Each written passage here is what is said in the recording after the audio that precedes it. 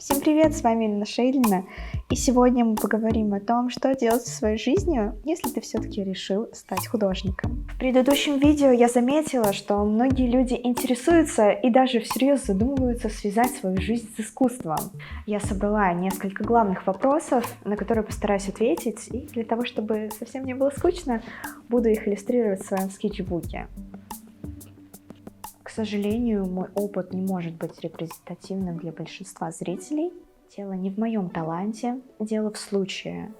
Все кладбища мира под завязку забиты несостоявшимися и нераскрытыми талантами. А я...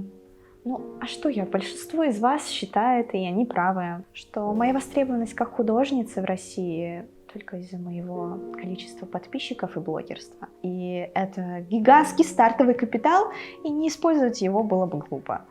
Я им пользуюсь для бесплатных подарков, для работы, для всяких ништяков. Но знаете, что меня действительно волнует? А вдруг возможность выставляться за границей — это все благодаря моему медийному весу?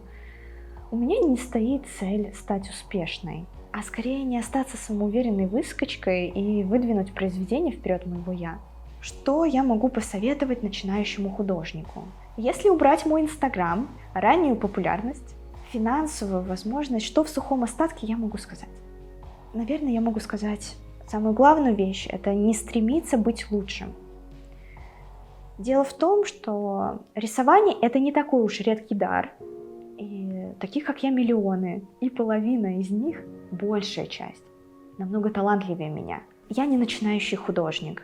Вы же знаете мою историю. И если не знаете, то я могу вам напомнить. Популярность из-за милых фотографий ВКонтакте, потом Инстаграм-аккаунт с позами, декорациями. И первое сотрудничество с брендами, которые всегда в поисках креативных единиц с подписчиками. Второй мой совет – это развивать свои социальные сети, потому что сейчас это будет твоя главная визитная карточка. Сколько могут зарабатывать художники? Как оказалось, 1 000 000 рублей на своих рисунках – это вполне возможно. И как работаю я, когда мне приходит запрос на иллюстрацию? Я сразу говорю, я не дизайнер. Я даже не умею рисовать картину на заказ. Но у меня есть идея, которая возникает, когда я вдохновляюсь от рекламного проекта. И вот эту вот идею вместе с моим пакетом услуг, в который может входить фотография, видео, инсталляция, да даже выступление, я этот пакет услуг продаю глобальным брендам, такие как Nike, BMW, PayPal, Swatch. Все наоборот, это путь-перевертыш. Вообще обычно именитые художники работают десяток лет интенсивно в этой индустрии, чтобы сотрудничать с брендами и рисовать им иллюстрации. У меня все с этого началось. И это один из плюсов интернет-героя. А еще это, конечно, то, что меня выбирают не кураторы на выставке, давая мне шанс выставляться, а это делаете вы. К вопросу о зарабатывании денег, мир настолько большой, что заработок всегда можно найти, если у тебя есть художественное образование. Но если вам больше интересно быть в первой лиге и получать сотни тысяч долларов, то, наверное, на этот вопрос я смогу ответить через 3 года. А пока советую вам удивлять. Да, удивлять – это хороший совет.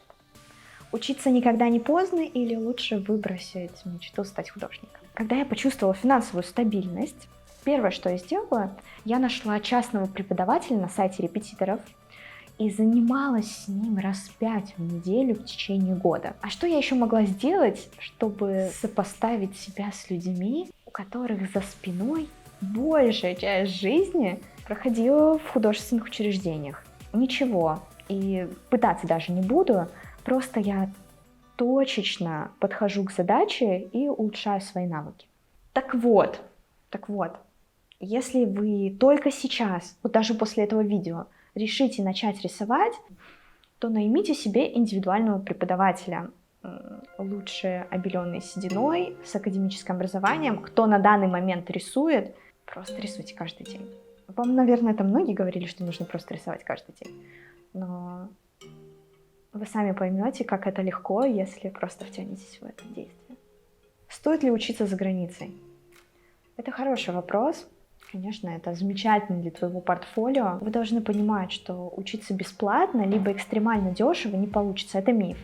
Поступите в страну, где бесплатное образование для иностранцев, то для того, чтобы сделать студенческую визу, вам нужно показать документ, что у вас есть хотя бы минимальная сумма от 5 до 8 тысяч евро на твое проживание. Поступила я в коммерческую организацию, коммерческую академию, и у меня 2 интенсив-курса.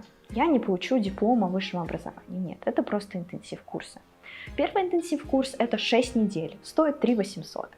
Следующий интенсив-курс с января по конец июля. Это 12 800. Билеты не считаю, считаю вот жилье. С учетом огромной скидки из-за пандемии, жилье вышло 10 тысяч евро. Кушаем мы дома, в ресторанах мы не кушаем, и вот на неделю у нас выходит 150 евро. Примерно я буду тут 43 недели, это где-то 6450. Общая сумма обучения в Флоренции у нас получается 33 тысячи 50. Я не знаю, стоит ли учиться за границей, но если у вас есть такая возможность, конечно, да. Мое главное разочарование. Главный критерий успешности произведения искусства в 21 веке – это деньги. Деньги. И ничего кроме них не определяет тебя как успешного художника. Сколько у тебя продано билетов на выставку, скупили ли все твои картины коллекционеры, и все. Ну, ладно, в интернет-среде это еще твои подписчики. Вот. Чем больше, тем ты талантливее и успешнее. И потенциал у тебя есть. Знаете, я боюсь образованных в искусстве людей. Они скажут, фотографировать себя в разных позах, с разной степенью освещенности, макияжа – это не творчество, а нарциссизм. А картины ее, да что и там эти картины? Ни анатомии, ни теней, ничего. Ну вот идею я придумать могу. Как победить этот страх? Стать самой образованной, напастись знаниями и навыками, чтобы защищать и рассказывать о своем искусстве. Вот такие вот мысли у меня по поводу художников и что со своей жизнью делать. Так что пишите в комментариях, давайте подискутируем, пообщаемся на эту тему. И с вами была всегда Елена Шейнина. Пока-пока. Ваша.